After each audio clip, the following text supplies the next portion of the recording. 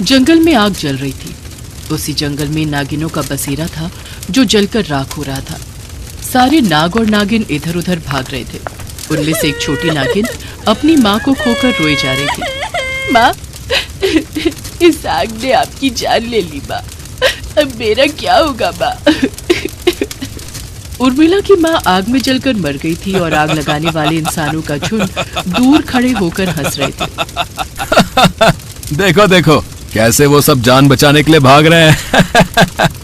इंसान इतने घमंडी होते हैं कि उर्मिला को नहीं पता था इस जंगल के आसपास आना भी इंसानों के लिए मना था। लेकिन कुछ लोग जंगल के अंदर घुस आए और नागिनों को देखते ही डर के मारे उन्होंने उनके इलाके में आग लगा दिया और फिर वो सारे इंसान चले गए। उर्मिला अकेली बैठी रोती रही।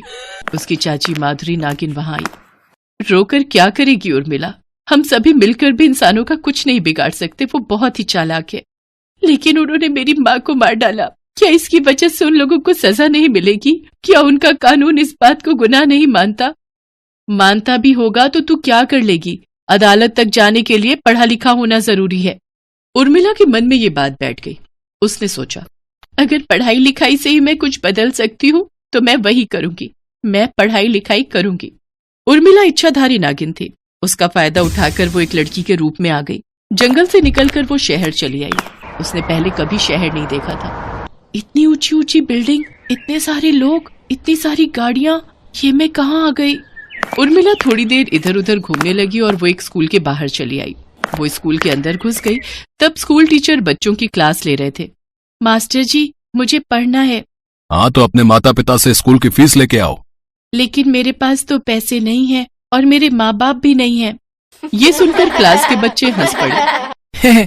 गवार कहीं की, चली आई है स्कूल में पढ़ने। जा भीख मांग जाकर। उर्मिला को बहुत बुरा लगा।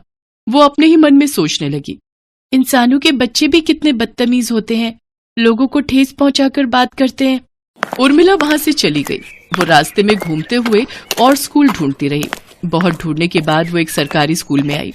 स्कूल टीचर महेश जी ने उर्मिला से कहा, ये सरकारी स्कूल है उर्मिला, तुम यहाँ मुफ्त में पढ़ सकती हो, लेकिन क्लास में और जगह नहीं है।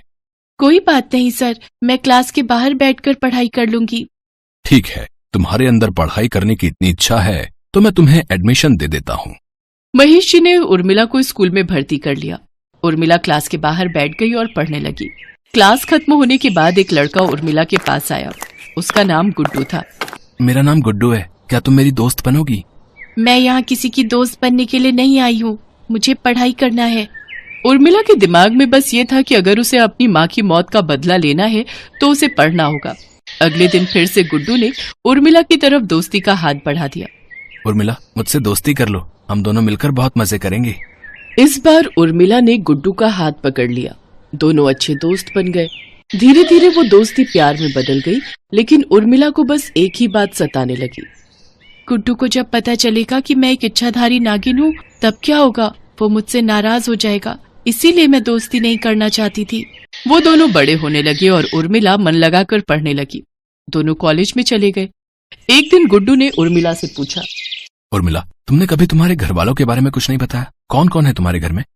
ये सुनकर उर्मिला रोने लगी। कोई नहीं है, मेरा कोई नहीं है। कुछ लोगों ने मेरी माँ को मार डाला, इसीलिए मैं आईएएस बनकर उन लोगों को सजा देना चाहती हूँ। इसीलिए मैं उन लोगों को ढूंढ रही हूँ। बहुत बुरा हुआ तुम्हारे साथ। उन लोगों को ढूंढने में मैं तुम्हारी मदद करूंगा। लेकिन उर्मिला के लिए आईएएस बनना इतना आसान नहीं था। आगे की पढ़ाई करने के लिए उसे बहुत पैसे चाहिए थे, लेकिन उसके पास पैसे नहीं थे। क्या करूं मैं, पैसे कहाँ से लाऊं? तभी उसे याद आया कि उसके जंगल वाले घर में नागमणि रखी हुई है। वो तुरंत जंगल में चली गई और वो घर से नागमणि लेने गई। तब उसने देखा कि नागमणि वहां नहीं है। अरे, नागमणि कहाँ गई? तभी उसकी चाची माधुरी नागिन वहां आई और कहा, नागमणि मेरे पास है, तुम नागमणि नहीं ले जा सकती। वो हम नागिनों के लिए एक सम्मान की चीज है। लेकिन मेरी माँ की मृत्यु का बदला लेने के लिए मुझे वो नागमणि चाहिए। मैं नहीं दे सकती, तुम जाओ यहाँ से। तुम भी इंसानों के साथ घुल मिलकर इंसानों की तरह ही लालची बन गई हो। उर्मिला को बहुत बुरा लगा। वो वहां से चली गई।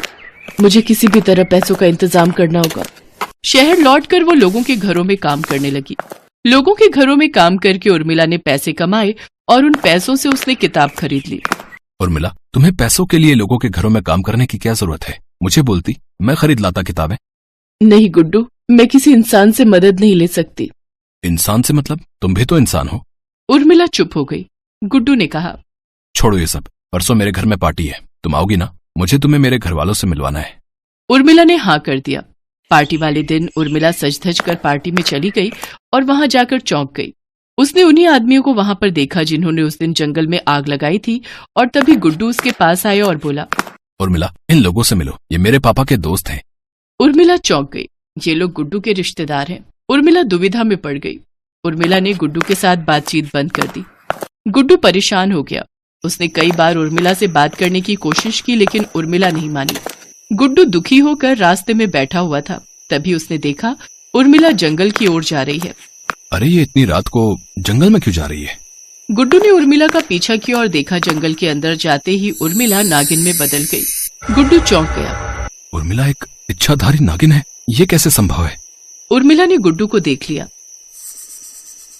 तुम यहाँ क्या कर रहे हो? तुम्हें मुझे इस रूप में नहीं देखना चाहिए था। लेकिन तुमने मुझसे ये बात क्यों छुपाई? तब उर्मिला ने गुड्डू से सब कुछ कहा और ये भी कहा कि गुड्डू के रिश्तेदार इसमें शामिल हैं। मैं बहुत शर्मिंदा हूँ उर्मिला, तुम्हें पूरा हक है बदला लेने का। बस उन लोगों को जान से मत मारना, मैं तुम्हारे साथ हूँ। गुड्डू ने उर्मिला का साथ नहीं छोड़ा। बहुत पढ़ाई करने के बाद उर्मिला आईएएस बन गई और दोषियों को उम्र कैद की सजा दिलवाई। उसकी मरी हुई माँ की आत्मा को शांति मिली। गुड्डू ने उर्मिला से शादी कर ली और फिर वो दोनों हमेशा के लिए एक दूसरे के साथ खुशी खुशी रहने लगे। रोशनी अपने पिता रामप्रसाद के साथ जूनागढ़ में रहती थी। रोशनी की माँ नहीं थी, तो उसके पिता चाहते थे कि कॉलेज की पढ़ाई के बाद उसकी शादी कर दे, जिससे वो चिंता मुक्त हो जाए। रोशनी बिटिया, मैं चाहता हूँ आने वाले बैसाख में कोई अच्छा रिश्ता मिल जाए तो तेरी शादी कर दूं बेटी। बिटिया बिटिया, मुझे कुछ हो गया तो तू किसके सहारे रहेगी बता? पर पिताजी, अगर मैं शादी कर लूंगी तो मेरा बचपन से कलेक्टर बनने का सपना अधूरा रह जाएगा। मुझे तो आगे पढ़ने के लिए स्कॉलरशिप भी मिल रही है। रोशनी बिटिया, तेरी माँ को गुजरे 4 साल हो गए। अगर वो जिंदा होती तो शायद तेरा ये सपना पूरा हो जाता, पर मैं अकेला पड़ गया हूँ बच्ची। अरे मेरी तबीयत का कुछ नहीं पता, न जाने कब बुलावा आ जाए। तभी रामप्रसाद का एक मित्र आ जाता है। अरे रामप्रसाद, अरे तूने मुझे वो चौधरी ज्ञानचंद जी के बड़े बेटे चंदन के लिए पता करने को बोला था ना? हाँ हाँ, अरे मैं बात कराया हूँ भाई। है पर एक परेशानी है यार। लड़का पढ़ा लिखा बिल्कुल भी नहीं है, पर मेहनती बहुत है भाई। अपनी हलवाई की दुकान चलाता है और पूरे परिवार की देखभाल कर रहा है। लोग भी अच्छे हैं। ठीक है, फिर तुम रिश्ते की बात करवा ही दो भाई। सोहनलाल रिश्ते की बात करता है और रोशनी की शादी चंदन के साथ हो जाती है। शादी के बाद रोशनी अपनी ससुराल आती है। बहू, हमारे में घूंघट थोड़ा नीचे करके ही लिया जाता है, सिर से खिसकने ना पाए ये ध्यान रहे। और सुबह सुबह तुम्हारे ससुर जी को चाय पीने की आदत है, तो उससे पहले ही उठ जाया करो। बाकी इस घर के नियम कानून तुम्हें धीरे धीरे समझ में आ जाएंगे। जी माँ जी, मैं ध्यान रखूंगी। राधा, अपनी भाभी को कमरे में छोड़ा। चलो भाभी, मैं आपको आपके कमरे में छोड़ आती हूँ। राधा रोशनी को कमरे में छोड़ आती है। चंदन कमरे में आता है। देखो रोशनी, तुम मेरी पत्नी हो और मैंने अग्नि के साथ फेरे लेते हुए हमेशा दुख सुख में तुम्हारा साथ देने की कसम खाई है। तुम्हें किसी भी चीज की जरूरत हो तो तुम मुझे बोल देना, है ना? ठीक है।